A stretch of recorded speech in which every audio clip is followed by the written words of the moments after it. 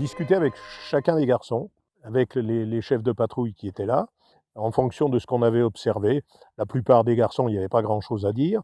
Ils étaient prêts à faire leurs promesses, ils avaient avancé, ils avaient progressé. On voyait pour les attributions de seconde classe, quelquefois de première classe.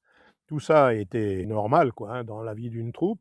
C'était l'occasion de discuter avec les garçons et pour certains, à la demande du chef de patrouille, d'insister sur tel ou tel point en fonction des réponses du garçon. Enfin, le but, c'était que le garçon se prenne en charge lui-même.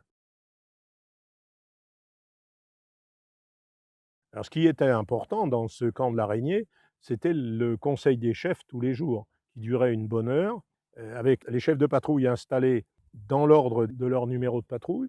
Donc, il n'y avait pas d'histoire de copinage ou n'importe quoi, il y avait un ordre. C'était la même chose, le même ordre au rassemblement, etc., de manière à ce que les choses soient carrées comme il faut, de manière à ce que chacun ne se mette pas comme il veut. Il y a un ordre, on est nombreux, donc on respecte un ordre. Et non seulement ça ne posait pas de problème, mais les garçons y étaient très attachés. Chaque jour, je commençais le conseil de chef, on commençait par la prière des chefs de patrouille, et ensuite, je disais quelques mots par rapport à ce qui s'était passé depuis la veille, ce que j'avais pu observer de mon côté.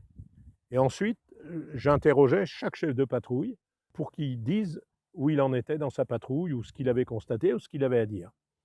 Et il arrivait quelquefois qu'il y ait des chefs de patrouille qui me disent « j'ai rien à dire ». Ce à quoi je répondais de manière systématique « si tu n'as rien à dire, tu n'as rien à faire là ». Parce que tu es chef de patrouille, tu as une responsabilité, tu dois observer ce qui se passe dans ta patrouille. Il y a des choses qui vont bien, il y a des choses qui vont moins bien. Le but du conseil des chefs, c'est de partager cela ensemble de manière à ce qu'on t'apporte peut-être des conseils ou que toi, tu apportes des conseils aux autres chefs de patrouille. Mais un chef de patrouille qui dit qu'il n'a rien à dire, bah, il n'a rien à faire dans le conseil de patrouille. Et donc j'insistais. Alors les premiers jours, bah, ça arrivait 2-3 fois. Puis après, chacun donnait son avis. Quelquefois, c'était très succinct, c'était juste un petit truc. Mais chaque garçon faisait en même temps, il y avait la formation du chef de patrouille qui se passait à travers ce conseil des chefs. Et il y avait, à la fin du conseil des chefs, 5 minutes qui étaient données au père Gaudret pour qu'il insiste sur un point de spiritualité en rapport avec les défauts ou les carences qu'on avait pu constater dans les 24 heures précédentes dans le camp de l'araignée.